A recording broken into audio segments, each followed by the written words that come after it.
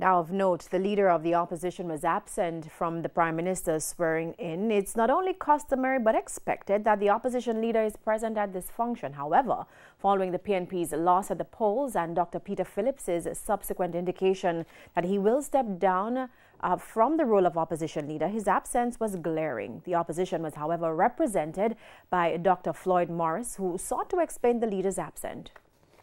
The leader himself is involved in some of those meetings in order to transition the party on a new trajectory.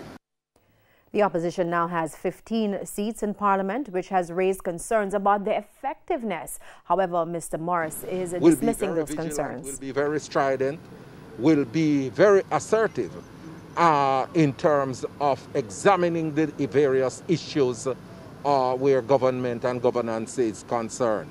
And I am not worried about the reduced majority of the minority of the opposition.